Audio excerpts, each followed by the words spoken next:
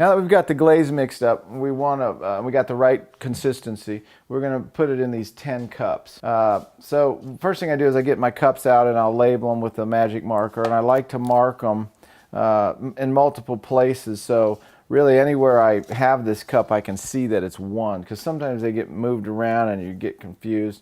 So I just mark all my cups, and then what I'm going to do is get my glaze here. Going to re-stir this a minute. Sometimes you don't even have to turn the blender on all the time, you just stir it a little. Okay, then we're ready to pour it. The reason these cups are nice is they have a little indent there, about 2 up, which is about 100 grams. So a lot of times what I do is I start by pouring it up to that line all the way down. The main thing you want though is that your cup, that your mixer will fit into the bottom of your cup, because that's the most important thing. So even though some cups are easier to see, you can't get the mixer and it's no good. Okay, so then I'll go down the line here and just slowly, and because glaze settles, a lot of times I just keep agitating it, so I don't just, because sometimes if you don't agitate it, you'll have too much water in one and more material in the other. So once I get to the end and I've poured it into the 10 cups, I usually have a little bit left, so I'll just go around to each one and just put a little bit in each one and see if it's all approximately level. This is not a precise technique. This is a way to get an idea of what the glaze how it will respond to color. And if you then decide, hey, I love this blue glaze that I got from this 5x20 glaze, then you would go back and do a standard progression blend with that colorant so you could get it more precise. But what this way does is allows you to do quick and easy testing without the stress and the craziness that's often associated with glaze mixing. So we'll get all that finished up, and now what we need to do is we're going to need to weigh out our colorants. So the first thing we have to do is establish what those colorants are. And so for this test, I've just randomly picked colorants, like iron gives you nice greens or browns, cobalt, classic for blues, chrome will give you greens. If you can't figure out what glazes to test, you get like 5 blue glazes and look at how much cobalt they have in there. And then you can sort of, if maybe one has 0.25, one has, the highest would be 1%, then you could pick like 0.75 and use that as your test and decide if it's too hot or not. Okay?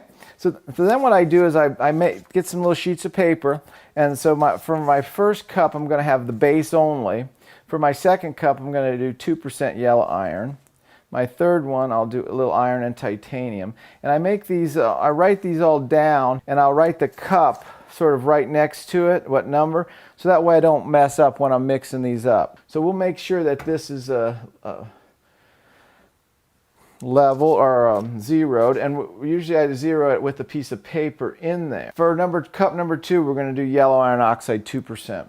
So we will put this in the scale, and now I have all my colorants lined up that I'm going to need, and I'm going to start measuring them into the scale. And for this, a lot of times I'll either get a small scoop or a metal rib, because that's going to help me scoop things out, and it's stainless steel so it doesn't stick to it. Okay, I get my mask for this, and then I'll start weighing these out. Okay, so now I want to put this scale at 2 grams. The reason I put that on a piece of paper is because an easy way to keep it without getting the scale pan. This is a plastic pan, and if you put iron in there, it sort of sticks to some of the texture in the pan, and it's hard to get out, and it kind of can contaminate the next one. So that's why the paper works good. So the next one I would do would be 2 red iron and 4 titanium. For that is 2 colorants, so I'll probably do the red iron and then the titanium, and then add the titanium to it. So now that we've got all of our materials, the colorants on these papers, and we have our cups lined up, we're going to put the colorants in, then we're going to mix them with our hand blender. And so for that purpose, I have water in this bucket so that I can just clean it real easy by sticking it in there. Okay, so first thing, I'm going to put my mask on. 2. Then I will take my blender. This has got iron in it, and I will put it in here. A lot of times what I do is I've taken a lid of a container and I've cut out a little square so it'll fit over there so I don't get any splashing. And you really want to mix this very well. You want to see it in there, spinning and agitating, because sometimes you'll do a test and you will get a fantastic effect and it'll be from non-mixed glaze. So it might look like oil spots, but it's from you didn't mix the iron up, and so there was chunks of iron in there. It's a beautiful glaze, but it's very hard to reproduce. But you want to see it swirling and stirring. Okay, so then we put the mixer in this bucket. And that cleans it pretty good. You just check it, make sure it's pretty clean, you're good to go. Then I'll go down the line here.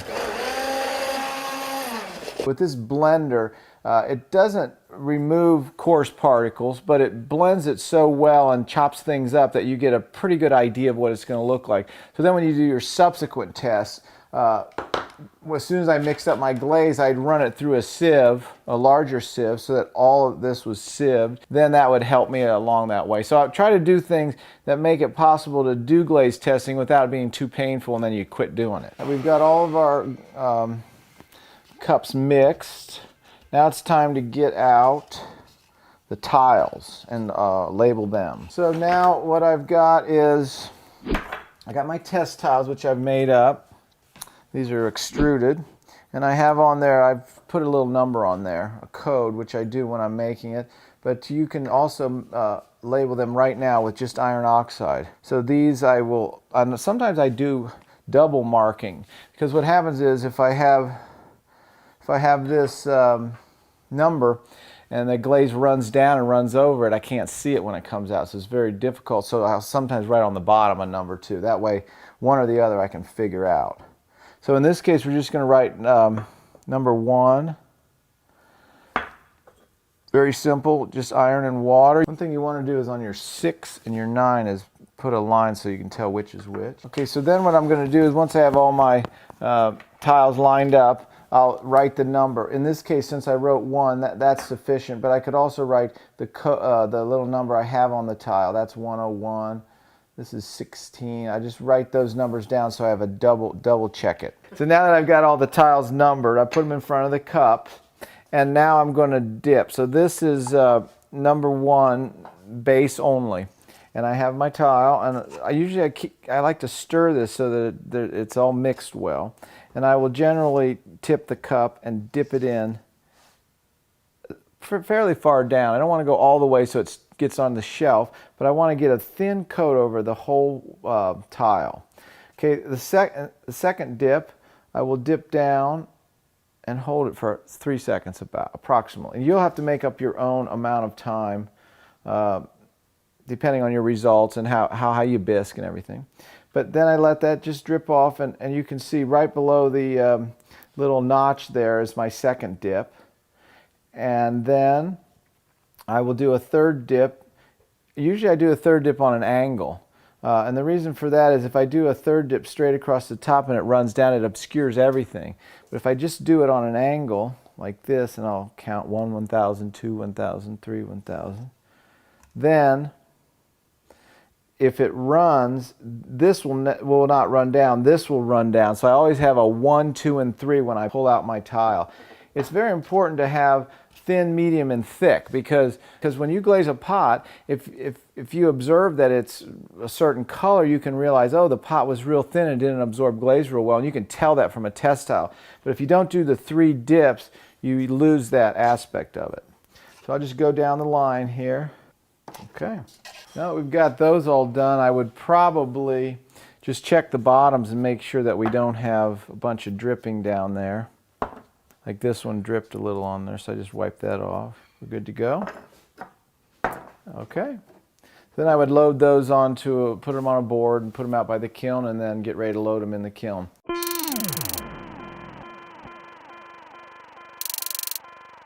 Okay, so now we fired our tiles. We fired in a cone 6 electric, and Now we want to assess what we can learn from these or decide what we like.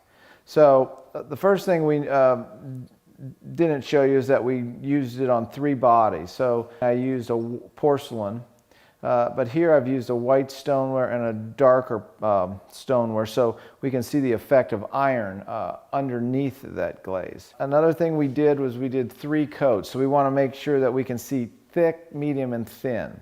So the first thing I would notice about these glazes, I guess, is that they sort of ran a little bit. But one good thing about that dripping was I can see where this blue with rutile, this was number 4, becomes milky, streaky, and opaque, which might be nice. So from this test, I might put on 1 coat of this glaze thin, it'll be this blue, and then if I put it on even thicker at the top, it'll run down and create that milky, streaky bluiness that we like. Maybe I like this copper. It's I can see where it's pretty runny because it even the 3 coat part really ran a lot and got real thick there.